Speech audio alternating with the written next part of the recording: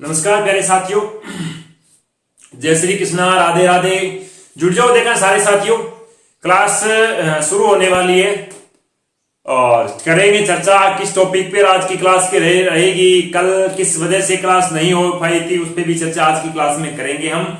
और परसों के अंदर भी साहित्य क्लास क्योंकि बीच में रोकनी पड़ी थी क्योंकि गर्मी ज्यादा है, तो गर्मी ज्यादा होने की वजह से क्या अभी मेरे पास सारा जो टेक्निकल जो ऑपरेट होना चाहिए वो सारा नहीं है मेरे पास, क्योंकि रूम के अंदर एसी नहीं लगी हुई अभी तक। एसी नहीं लगी है इसका मतलब अभी तक रूम के कैमरे वगैरह गर्म हो जाते हैं, तो उसके लिए आपसे क्षमा चाहते हैं, कोई बात नहीं। और कल आपको पता है मैंने मैसेज भी किया था आपको साहित्य, क्योंकि कल मौसम बहुत ज्यादा खराब था। मौसम खराब होने की वजह से नेटवर्क में प्रॉब्लम बहुत ज्यादा हो रही थी। नेटवर्क में प्रॉब्लम होने की वजह से मैंने सोचा फिर क्लास बीच में रुकेगी फिर जाएंगे, इससे अच्छा है कि आज क्लास नहीं रखी। फिर भी आज संडे है, संडे होने के बावजूद भी संडे को क्लास वैसे तो ऑफ रहती है, लेकिन कल की क्लास मिस होने की वजह से आज क्लास लेके आया हूं। लेकिन संडे को क्लास अपनी क्या रहती है साथियों, मिस रहती है, ऑफ रहती है। चलो ठीक है साथियों, तो अपने चल रहा था क्या भारतीय मानसून। भारतीय मानसून की साहित्य मेरे हिसाब से 4 क्लास हो चुकी है और आज अपने क्या रहेगी 5वीं क्लास रहेगी भारतीय मानसून, या फिर सीधी बात करें मानसून। चल भारतीय मानसून आज रहेगा भारतीय मानसून का कौन सा पार्ट, 5 नंबर पार्ट, क्योंकि 4 पार्ट तो हम पढ़ चुके हैं, 5वें पार्ट की आज हम क्या करेंगे, चर्चा करेंगे। तो हमने सारे सिद्धांतों की चर्चा कर ली जो भारतीय मानसून के संदर्भ में दिए गए थे, उन सिद्धांतों की चर्चा हम कर चुके हैं। और सिद्धांतों के बाद में हमने क्या सर्वमान्य सिद्धांत किसकी बात की थी, जेट स्ट्रीम की बात भी की थी। आज हम क्या जेट स्ट्रीम के द्वारा हम चर्चा करेंगे गुरुजी भारत के अंदर आने वाला कौन सा ग्रीष्मकालीन मानसून। कौन सा मानसून, ग्रीष्मकालीन मानसून। ग्रीष्मकालीन मानसून गुरुजी इस मानसून को क्या कहा जाता है, इस मानसून को क्या कह सकते हो, दक्षिणी पश्चिमी मानसून भी कह सकते हो। क्या कह सकते हो, दक्षिणी पश्चिमी मानसून या फिर ग्रीष्म, क्योंकि ऋतु कौन सी ग्रीष्म ऋतु के अंदर आता है, इस वजह से क्या कहते हैं, ग्रीष्मकालीन मानसून कहते हैं। देखो ये मानसून हम किसके माध्यम से पढ़ेंगे, इस मानसून की चर्चा करेंगे हम पूर्वी जेट स्ट्रीम के माध्यम से, क्योंकि बाकी जो सिद्धांत दिए गए थे उन्हें क्या नकार दिया गया था। किस वजह से नकार दिया गया वो सारी बातें हम पिछली क्लासों के हम कर चुके हैं। तो आज हम चर्चा करेंगे वो केवल क्या पूर्वी जेट स्ट्रीम के माध्यम से चर्चा करेंगे। किसके माध्यम से, पूर्वी जेट स्ट्रीम। इस पूर्वी जेट स्ट्रीम के माध्यम से हम चर्चा करेंगे कि भारत के अंदर मानसून किस प्रकार से आता है। देखो बात क्या रहती है, क्या रहता है आपका भारत दक्षिणी है भारत का इलाका, यह भारत का दक्षिणी हिस्सा रहता है। इसको ऐसे रखो, बांग्लादेश को साथ ले लो और ये आ गया आपका म्यांमार, बस ऐसे रखो, ठीक है। इसके अंदर देखेंगे तो सबसे पहली बात तो क्या आती है गुरुजी, सबसे पहली बात यह आती है कि दक्षिणी पश्चिमी मानसून सर्वप्रथम, क्या कहा मैंने, दक्षिणी पश्चिमी मानसून सर्वप्रथम भारत में कितने तारीख को प्रवेश करता है। तो दक्षिणी पश्चिमी मानसून सर्वप्रथम भारत में गुरुजी कितनी, 25 मई को, कितनी मई को, 25 मई को क्या भारत में अपनी दस्तक दे बैठता है। लेकिन कौन से स्थान पर बैठता है, तो ध्यान रखना भारत में सर्वप्रथम यह आता है गुरुजी कहां पर, अंडमान निकोबार। कहा, अंडमान निकोबार के अंदर भारत में क्या सर्वप्रथम दक्षिणी पश्चिमी मानसून क्या करता है, प्रवेश करता है। लेकिन इसके बाद में अगर छोटे से स्थान की बात की जाए तो स्थान रहता है यहां पर क्या, कि कौन से स्थान पर भारत में मानसून सर्वप्रथम प्रवेश करता है। तो स्थान की बात रहती है मेरे प्यारे क्या साथियों, स्थान रहता है इंदिरा क्या पॉइंट। इंदिरा पॉइंट के ऊपर भारत में सर्वप्रथम मानसून क्या कर जाता है, प्रवेश कर जाता है। एक भाई कल क्या अपनी क्लास में पूछ रहा था बार बार कि गुरुजी वर्षा का दासी, वर्षा का दासी, वर्षा का दासी। तो आज भी भाई ने राम प्रताप नाम हो भाई, तो ध्यान से देखना, आज बरसात का दाई सारी से बता दूं, राजस्थान में बरसात का दासी बच्ची तो अगली क्लास में बता दूंगा, क्योंकि ये सारी चर्चा करूंगा। भारत में मानसून कब आता है, राजस्थान मानसून कब आता है, अपने बीकानेर मानसून कब आएगा, ये सारी चर्चाएं क्या मैं आपको इस मानसून की क्लास के अंदर कंप्लीट कर दूंगा। हाँ, पर कुछ साथी ऐसे भी कह रहे हैं गुरुजी मेरो नाम को नाम लियो। देखो थारो नाम मैं लस्सू सगलाऊं, मैं एक स्थान परमानेंट बोलूं कि थे के करो कमेंट कर दिया और थी कमेंट के अंदर के थारो पर्सनेज को रख दिया करो। तो बठा अगर रिप्लाई नहीं दे पायो तो मैं 100% अगली क्लास के अंदर थारो रिप्लाई दे देती हूं पक्को, ठीक है ना। अशस चौधरी भाई आपको भी धन्यवाद, सारे साथियों को राम राम, सारे साथियों को धन्यवाद जो साथी मेरा प्रतिदिन क्या अपने क्लास के माध्यम से लाइव जुड़ जाते हैं, उन साथियों का आभार व्यक्त करते हैं, ठीक है। तो चलते हैं अपने, तो बात क्या है कि भारत में सर्वप्रथम दक्षिण पश्चिमी मानसून कहां प्रवेश करता है? अंडमान निकोबार। अंडमान निकोबार के अंदर पॉइंट देखा जाए गुरुजी कौन सा? इंदिरा पॉइंट। कितने तारीख को प्रवेश करता है? तो बात आती है गुरुजी 25 मई। देखो यहां पर ये रहता है आपका क्या? 0 डिग्री भूमध्य रेखा। कौन सी है? 0 डिग्री भूमध्य। 0 डिग्री से अपनी जो क्या है मुख्य भूमि है, या फिर कह सकते हो कन्याकुमारी, यहां पर रहती है आपकी कन्याकुमारी। ये कन्याकुमारी मुख्य भूमि से कितनी दूर है? 876 किलोमीटर। कितने किलोमीटर दूर है? 876 किलोमीटर। लेकिन यहां पर रहता है आपका क्या? अंडमान निकोबार। यह अंडमान निकोबार द्वीप इस प्रकार से, यह द्वीप समूह है अंडमान निकोबार जो बंगाल की खाड़ी के अंदर है। इन अंडमान निकोबार द्वीप समूह की देखी जाए तो यहां पर जो लास्ट में जो छोटा सा जो स्थान है, इस स्थान का नाम क्या है? इस स्थान का नाम है इंदिरा पॉइंट। अब देखो दक्षिणी पश्चिमी ये जो व्यापारिक पवने हैं, ये व्यापारिक पवने क्या करती है? जैसे ही सूर्य का क्या उत्तरायण की तरफ क्या होता है? बढ़ना प्रारंभ होता है। सूर्य क्या करता है? भूमध्य रेखा को पार करके जब उत्तरायण की तरफ बढ़ना प्रारंभ होता है, तो जो सूर्य जहां जहां अपना क्या सीधा जहां जहां सूर्य की क्या गर्मी उच्च रहेगी, जहां जहां सूर्य किरणें क्या गिरेगी? सीधी गिरेगी। तो वहां पर सिंपल सी बात है, वायु का दाब क्या रहेगा? निम्न रहेगा। निम्न दाब रहेगा तो वहां पर ये पवने क्या करेगी? हमेशा उच्च वायु दाब से किसकी तरफ दौड़ती है? निम्न वायु दाब की तरफ दौड़ती है। तो फेरल नियम के अनुसार ये पवने क्या करती है? जैसे सूर्य उत्तरायण की तरफ बढ़ता है, ये पवने क्या करती है? अपनी दिशा भूमध्य रेखा को पार करके अपनी दिशा में क्या करती है? परिवर्तन करती है। इस प्रकार से ये पवने क्या करती है? भूमध्य रेखा को पार किया और पार करने के बाद में क्या करती है? अपनी दिशा में परिवर्तन। कहने का ये पवने किस प्रकार से? पहले एक बात करूं, दक्षिणी गोलार्ध में इन व्यापारिक पवनों की दिशा क्या थी? तो दक्षिणी गोलार्ध में व्यापारिक पवनों की दिशा थी ये उत्तर, दक्षिण, पश्चिम और पूर्व। कहने का दक्षिण पूर्व से किस तरफ बह रही थी? उत्तर पश्चिम की तरफ बह रही थी। लेकिन जैसे ये पवने क्या की भूमध्य रेखा को पार करने के बाद इनकी दिशा क्या होगी? ये होगी। कहने का दक्षिण पश्चिम से किस तरफ बह रही? उत्तर पूर्व की ओर बह। इसका मतलब भारत के अंदर कौन सा मानसून आ रहा है? तो भारत के अंदर दक्षिण पश्चिम इन पवनों की दिशाओं के माध्यम से इस मानसून का क्या दे दिया गया? नाम दे दिया गया। इसका मतलब ये पवने क्या करेगी? सबसे पहले इस तरफ की ओर दौड़ेगी। तो गुरुजी यहां पर है क्या? अपना जलभाग। क्या रहता है? जलभाग। ये पूरा नीचे तक ये जलभाग है किसका? ये जलभाग है अरब सागर का। कौन सा जलभाग है? अरब सागर का।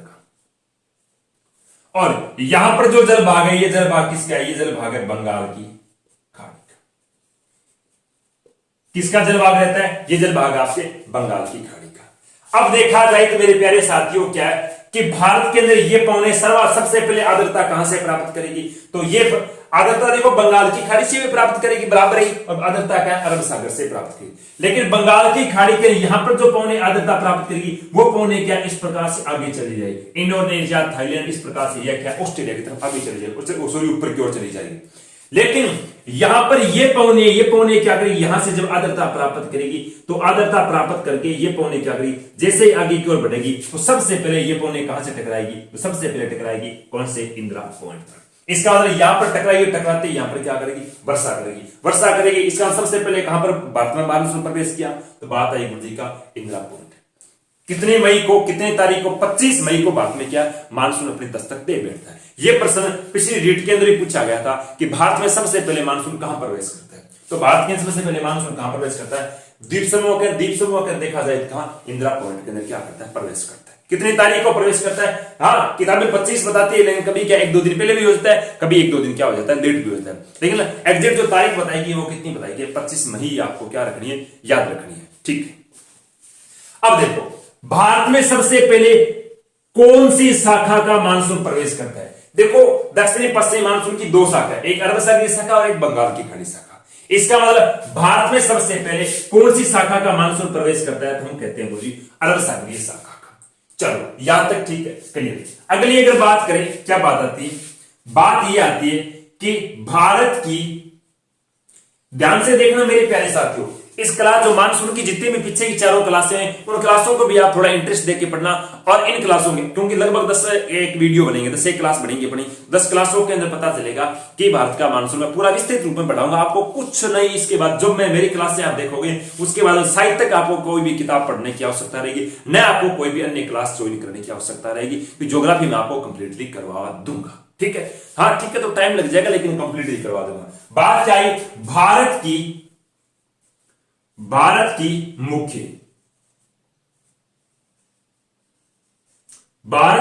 मुख्य भूमि पर दक्षिणी पश्चिमी मानसून सर्वप्रथम प्रवेश करता है, या कह सकते हो टकराता है। भारत की मुख्य भूमि सर्वप्रथम दक्षिणी पश्चिमी मानसून कहां पर टकराता है? तो देखो यहां से पौने क्या करेगी, आगे की ओर बढ़ेगी, आगे की ओर बढ़ेगी, तो सिंपल सी बात है, ये पौने आगे की ओर बढ़ते बढ़ते यहां से इस प्रकार से पौने कर आगे की ओर बढ़ेगी, तो यहां पर पौने कहने का भारत की मुख्य भूमि है, ये तो जलभाग है। इस मुख्य भूमि पर ये क्या है, सबसे पहले पौने क्या करेगी, टकराएगी। टकराएगी तो यहां पर राज्य कौन सा है, तो राज्य का नाम क्या है, राज्य का नाम है केरल। कौन सा राज्य है, केरल। कहने का दक्षिणी पश्चिमी मानसून भारत में सबसे पहले कौन से राज्य में प्रवेश करता है, राज्य का नाम क्या रहता है, केरल। अगर बात रहती है गुरुजी राज्य के बाद में बात आती है स्थान की, तो यहां पर केरल का जो क्या रहता है, अरब सागर के स्पर्श करने वाला तट है। तट का नाम क्या है मेरे प्यारे साथियों, तट का नाम है मालाबार। क्या नाम है, मालाबार। इसका मतलब भारत की मुख्य भूमि पर सबसे पहले दक्षिणी पश्चिमी मानसून किस तट से टकराता है, तट का नाम क्या है, मालाबार का तट। या फिर राज्य की बात पूछे तो गुरुजी क्या रहती है, केरल राज्य। कहने का अर्थ क्या रहता है कि भारत के अंदर सबसे पहले दक्षिणी पश्चिमी मानसून मुख्य भूमि में कहां से टकराता है, मालाबार में। लेकिन अगर सीधा पूछ रहे भारत में सबसे पहले मानसून कहां पर टकराता है, तो वो बात रहती है इंदिरा पोर्ट। ठीक है, चलो इसके बाद में क्या, साथ साथ आपके नोट भी कर लिया करो। चलो इसके बाद में आगे की ओर बढ़ते हैं, आगे की ओर बढ़ते हैं, क्या बात आती है, बात आती है कि दक्षिणी पश्चिमी मानसून भारत की मुख्य भूमि पर सबसे पहले किस तारीख को टकराता है। तो देखो किताबें क्या कहते हैं, किताबें आपको ऐसा कहेगी, या तो कहेगी जून का क्या प्रथम सप्ताह, या क्या कहेगी, या कुछ किताबें क्या कहती है 10 जून तक। ये कुछ जो ऑथराइज बुकें नहीं है वो बातें बताती है कि 10 जून तक या फिर जून के प्रथम सप्ताह तक लगभग बताती है, एग्जैक्ट डेट नहीं बताती कि किस तारीख को भारत की मुख्य भूमि से दक्षिणी पश्चिमी मानसून है वो क्या कर जाता है, टकरा जाता है। तो ध्यान रखना, आपको याद क्या रखना है, आपको याद रखना है कि दक्षिणी पश्चिमी मानसून मुख्य भूमि से गुरुजी कितने 1 जून को क्या कर जाता है, टकरा जाता है। इसका मतलब दक्षिणी पश्चिमी मानसून भारत में सबसे पहले कितने तारीख को टकराता है मुख्य भूमि पर, तो बात आती है 1 जून को। चलो इसके बाद में अगर इसी मानसून की बात की जाए तो ये मानसून उसके बाद में क्या करता है, आगे की ओर बढ़ता है। ठीक है, आगे की ओर बढ़ते हुए कहां कहां किस किस तारीख को, मतलब कौन से स्थान पर पहुंच जाता है, और कहां कहां किस किस तारीख को अपने राजस्थान में क्या मानसून प्रवेश करता है। बात करते हैं मुझे 5 से 10 जून को लगभग ये मानसून कहां पहुंच जाता है, बात करते हैं 1 जून, 5 से कितने बताइए, 5 से 10 जून को ये मानसून गुरुजी का कहने कर दिए पहुंच जाता है पश्चिमी बंगाल। कहां, पश्चिमी बंगाल तक पहुंच जाता है। बंगाल के अंदर बात करें गुरुजी कहां तक, कोलकाता। कहां तक, कोलकाता तक क्या है 10 जून को लगभग क्या मानसून क्या करता है, पहुंच जाता है। लेकिन बात करते हैं गुरुजी क्या 10 से 15 जून, कितनी जून बात आती है, 10 से अगर 15 जून की बात आए, 10 से 15 जून तक ये मानसून क्या है लगभग गुरुजी का पटना के बाद बात कर सकते हैं अहमदापुर, नागपुर, ये कह सकते हैं कहां तक, पटना, अहमदाबाद, अहमदाबाद, या फिर गुरुजी क्या कह सकते हो, इसके बाद बात आ सकती है आपके कहने करता हो सकता है आपके क्या नागपुर तक पहुंच सकता है। कहां तक, नागपुर। तो कहने का क्या है 15 जून तक को यह मानसून कहां पर, पटना, अहमदाबाद या फिर नागपुर, पश्चिम बंगाल, कोलकाता वाली, यहां पर मुंबई भी लिख सकते हो, बड़े शहर की बात करें तो क्या मुंबई तक भी क्या 10 जून तक मानसून क्या पहुंच जाता है। अगर बात करें 10 जून के बाद में, 10 जून के बाद में बात करें तो यह मानसून क्या है जी, 10 जून सॉरी 15 जून के बाद, 15 जून के पश्चात यही मानसून गुरु जी क्या, लखनऊ, लखनऊ, लखनऊ, लखनऊ के बाद में बात करें दिल्ली, दिल्ली के अंदर बात करें बाद में क्या आता है गुरु जी, जयपुर।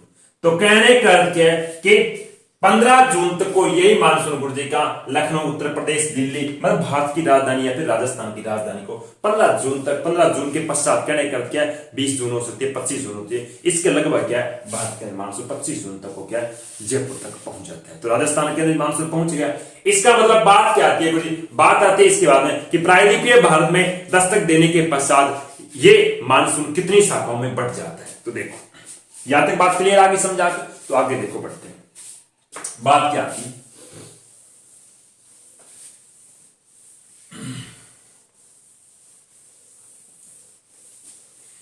इसके बाद में बात आती है, ये एक बार साफ कर देता हूं, जैसे जरूरत पड़ेगी दोबारा बना लेंगे, ठीक है। देखो दक्षिणी पश्चिमी मानसून, मानसून प्रायद्वीपीय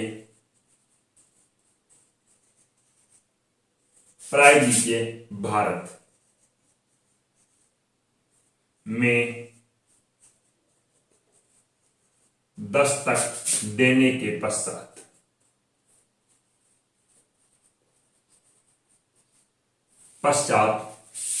यह मानसून 2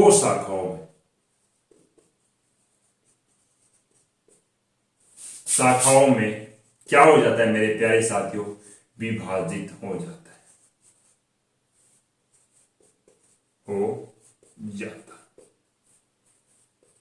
3 शाखाओं में, 2 शाखाओं में क्या हो जाता है, विभाजित हो जाता है। हाँ बिल्कुल भाई, बिल्कुल भाई, कोई बात नहीं। आप क्या है जो अगर कोई आपका क्वेश्चन है तो आप क्या अंत में रख दिया करो, और क्या है इस क्लास को लाइक भी कर दिया करो, सब्सक्राइब भी कर दिया करो, जो अन्य साथी उन साथियों को जोड़ भी दिया करो यार, बोल दिया करो उन्हें कि क्लास हमारी क्या प्रत्येक दिन शाम को 9:15 बजे स्टार्ट हो जाती है, 9:15। कोई हाँ टेक्निकल इश्यू हो गया तो एक अलग बात, तब तो क्या क्लास होगी नहीं, और होगी तो 100% आपकी 9:15 बजे शुरू हो जाएगी किसी भी हालत के। थोड़ा सा क्या अभी मानसून चल रहा है, मानसून में पढ़ रहे हैं, और मानसून के पता है कि दिन के अंदर पता नहीं, आज भी आज मौसम खराब है, पूरे दिन मौसम खराब हो है, पूरे दिन आंधियां चली हमारे यहाँ पर। अब आपके पता नहीं चल रही नहीं, लेकिन हमारे यहाँ पर पूरे दिन आंधियां चल रही थी, अभी भी मौसम खराब है। अभी चारों तरफ मैं देख रहा हूं कि लगभग क्या कहीं ना कहीं बरसात साहित्य हो रही दिख रहा है हमें, इसका मतलब मौसम खराब भी हो भी सकता है, अभी है भी थोड़ा बहुत, तो कोई दिक्कत नहीं। तो कहने का अर्थ क्या है कि मानसून है कितनी शाखाओं बढ़ जाता है, 2। कहा प्रायद्वीप, कहने का अर्थ किस भारत के अंदर, इस भारत के अंदर प्रवेश करने के बाद में मानसून क्या 2 शाखाओं बढ़ता है। गुरुजी कौन कौन सी शाखा रहती है, तो पहली शाखा मैंने बता चुका हूं आपको, कौन सी, अरब सागरीय शाखा, अरब सागरीय शाखा। और दूसरी शाखा की बात करें तो कौन सी आती है मेरे प्यारे साथियों, बंगाल की खाड़ी शाखा। कौन सी आती है, बंगाल की खाड़ी शाखा। तो बात क्या रहती है कि दक्षिणी पश्चिमी मानसून कहां गुरुजी, प्रायद्वीपीय भारत में प्रवेश करने के बाद ये कितनी शाखा बढ़ता है, पहले नहीं बढ़ता है, पहले इसकी एक शाखा रहती है, जैसे प्रायद्वीपीय भारत इधर ये प्रायद्वीपीय अरब सागर पहुंच जाती है, उसके बाद आगे बंगाल की खाड़ी वाली शाखा प्रारंभ होती है, और ये शाखा क्या आगे से किस प्रकार से मुड़ के वापिस भारत में वर्षा करती है नहीं करती है, उसकी चर्चा हम आगे की ओर करेंगे। चलो बात क्या आती है इसके बाद, इसके बाद में बात आती है जो अरब सागरीय शाखा है, इस अरब सागरीय शाखा को, अरब सागरीय शाखा को गुरुजी क्या है 3 उप शाखाओं में विभाजित किया, 3 उप शाखाओं में क्या है विभाजित किया गया, विभाजित किया गया। गुरुजी कौन कौन सी शाखा रहती है, देखो इसकी पहली शाखा कह सकते हो आप क्या, प्रथम शाखा। इसकी प्रथम शाखा गुरुजी कहां से निकलती है और यह शाखा सबसे पहले किस तट से टकराती है और भारत के अंदर गुरुजी ये कहां कहां पर क्या करती है, वर्षा करती है। तो देखो ये भारत के अंदर सबसे पहले वर्षा कहां पर करती है, तो ये शाखा सर्वप्रथम टकराती है गुरुजी कहां, आप कह सकते हो केरल, क्या कह सकते हो कर्नाटका, क्या कह सकते हो महाराष्ट्र के पश्चिम में सह्याद्री या लिखो पश्चिमी घाट, घाट पर्वतमाला,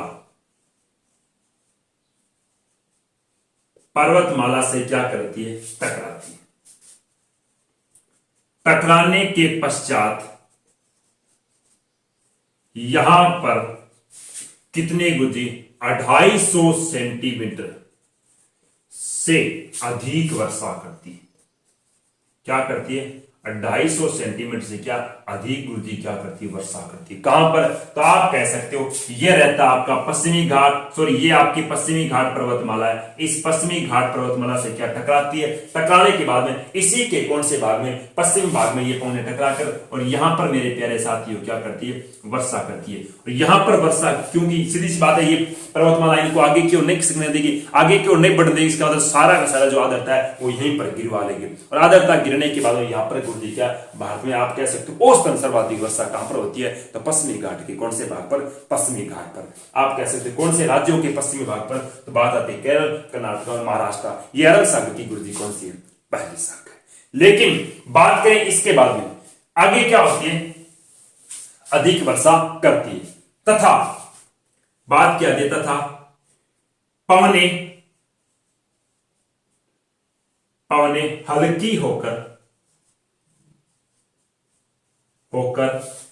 ऊपर उठ जाती है, क्या कह जाती है, ऊपर उठ जाती है।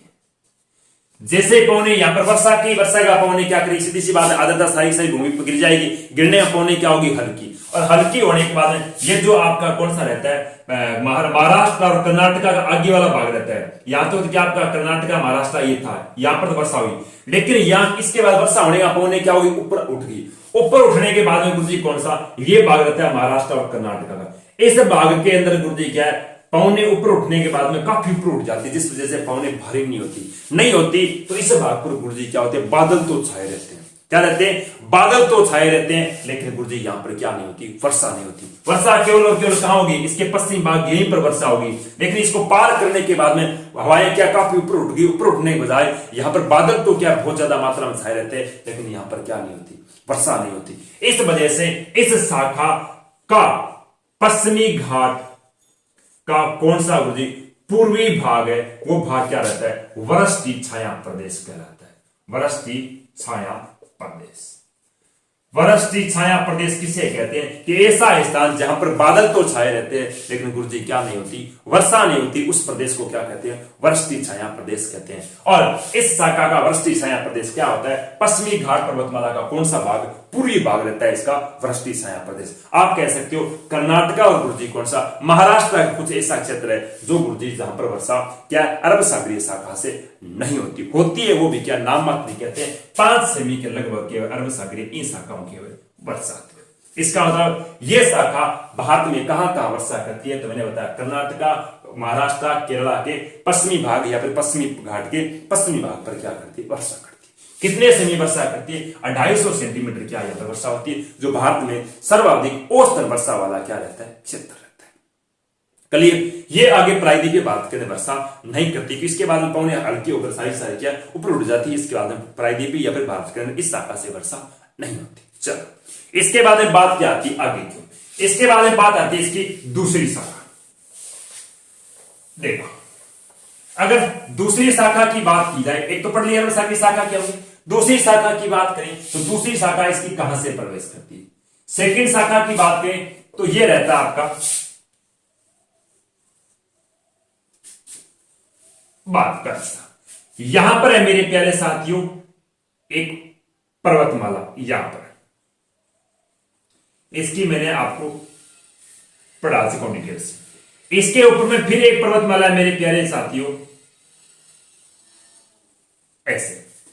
अब देखो यहां पर ऊपर वाली पर्वतमाला का नाम था विंध्याचल, नीचे वाली पर्वतमाला का नाम क्या है? सतपुड़ा पर्वतमाला। इस ऊपर वाली इन दोनों पर्वतमाला के मध्य से एक नदी आती है, नदी का नाम क्या रहती है? नर्मदा। क्या नाम है नदी का? नर्मदा नदी है, देखो। और इस सतपुड़ा के दक्षिण से एक नदी आती है, इस नदी का नाम क्या है? ये ऊपर से अगर गुजरात के पास आकर का अरब सागर में, इसका नाम, नदी का नाम क्या? इस नदी का नाम है ताप्ती नदी। क्या नाम रहता है? ताप्ती। तो यहां से तो पूरी पूरी आपको बता दिया क्या पर्वतमाला फैली हुई थी। यह पर्वतमाला किसी भी हालत में इन पवनों को आगे की ओर नहीं बढ़ने देगी, नहीं बढ़ने देगी। इसका मतलब इस जो पहली वाली शाखा थी, यह शाखा क्या भारत के अंदर वर्षा नहीं करेगी, केवल इसी भाग पर करेगी।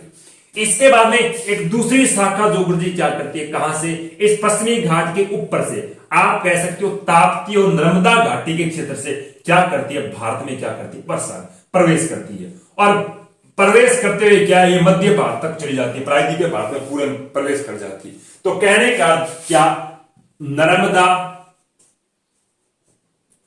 व क्या ताप्ती नदी घाटी से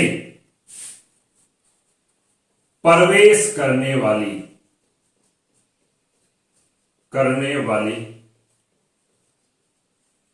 अरब सागरीय शाखा की क्या तीसरी उपशाखा है। सॉरी, दूसरी, गलत बोल दिया। कौन सी?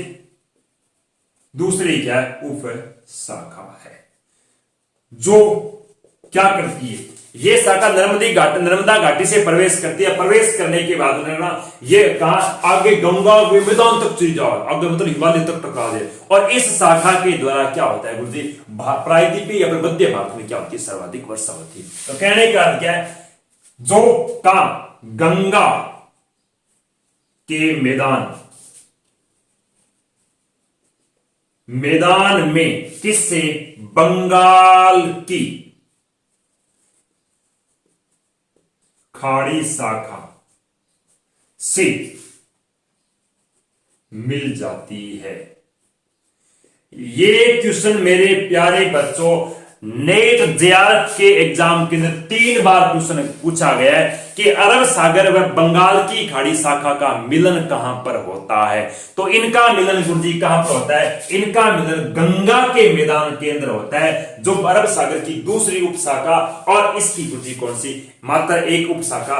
पहली और दूसरी दोनों शाखाएं जाकर क्या गंगा के मैदान या फिर कह सकते हो उत्तर प्रदेश और बिहार और पश्चिम बंगाल के आसपास में गुरुजी इनका क्या होता है? मिलन होता है। तो कहने का अर्थ अरब सागर बंगाल की खाड़ी शाखा का मिलन कहां पर होता है? तो आप कह सकते हो गंगा के मैदान के, सीधी सी बात, गंगा ही पूछते ज्यादा नहीं, गंगा के मैदान के इनका क्या होता है गुरुजी? मिलन हो। इधर से ये आती है, इधर से ये जाकर दोनों वहां पर क्या कर जाती है? मिल जाती है। इसके बाद में अगर और बात पूछी जाए तो और क्या रहेगी? अरब सागरीय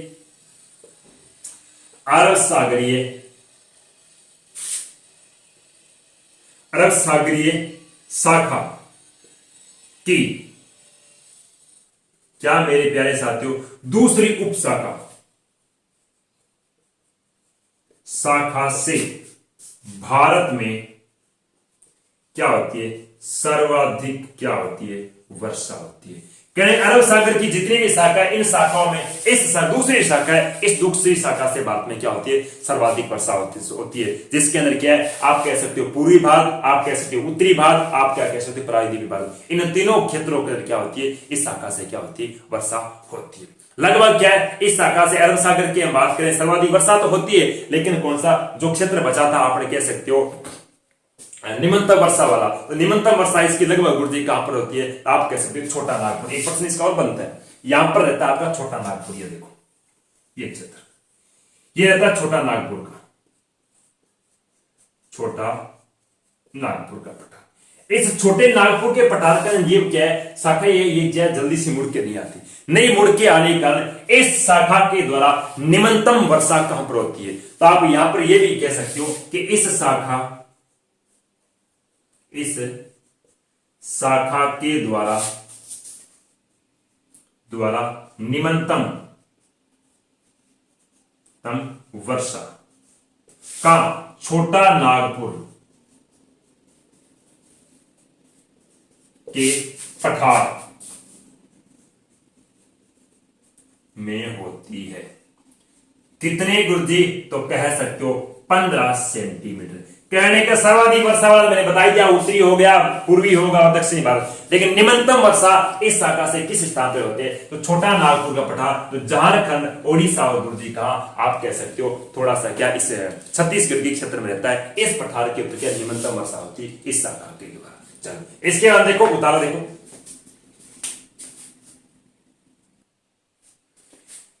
चलो ठीक है।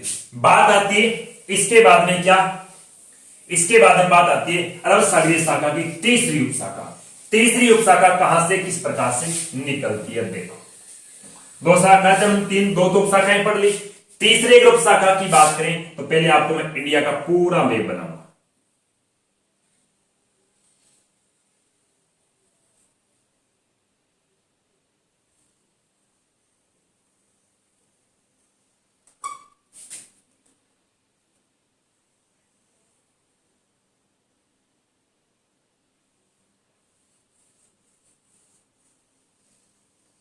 ये आपका इंडिया का मैप बन गया। इस मैप के अंदर देखें मेरे प्यारे साथियों, तो बात करते हैं अरब सागर की तीसरी क्या उपशाखा की बात करें। किसकी बात करें? उपशाखा। ये तीसरी उपशाखा कहां से निकलती है? पहली तो हमने क्या इस पश्चिमी घाट से टकरा दी, दूसरी हमने क्या ताप्ती और नर्मदा घाटी से क्या इसको प्रवेश करा दिया। तीसरी रहती है कौन सी? यहां पर देखो, यहां पर है आपकी अरावली पर्वतमाला। कौन सी है? अरावली पर्वतमाला। इसके नीचे कौन सी थी मेरे प्यारे साथियों? इसके नीचे थी विंध्याचल पर्वतमाला, जो अभी मैंने बताया। इसके नीचे फिर मैंने एक बताई थी, कौन सी? तो मैंने बताया था सतपुड़ा पर्वतमाला। अब देखो तीसरी जो उपशाखा है वो शाखा गुरुजी कहां से प्रवेश करती है? वो प्रवेश करती है सौराष्ट्र। सौराष्ट्र व कहां गुरुजी?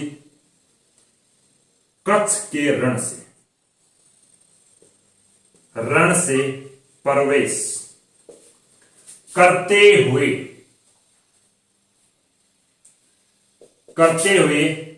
अरावली के समांतर गुजरती हुई, अरावली के समांतर पश्चिमी राजस्थान, ऐसे लिखो पश्चिमी राजस्थान, अरावली के समांतर पश्चिमी राजस्थान से होते हुए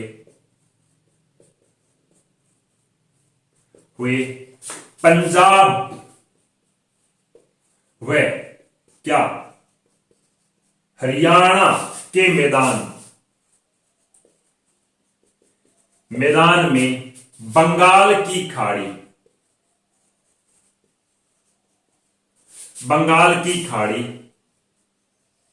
शाखा से मिल जाती।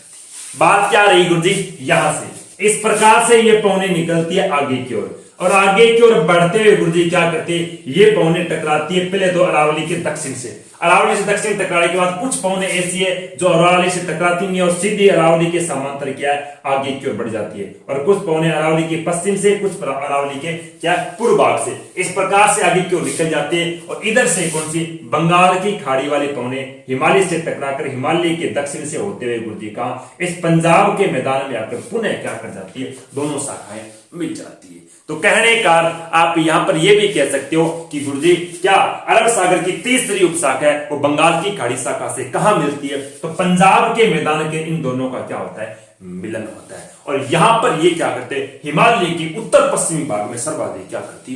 वर्षा करती। इसका मतलब हिमालय के उत्तर पश्चिमी भाग में सर्वाधिक वर्षा किन शाखाओं के द्वारा होती है? तो अरब सागर की तीसरी उपशाखा और बंगाल की खाड़ी की पहली उपशाखा के माध्यम से क्या होती है?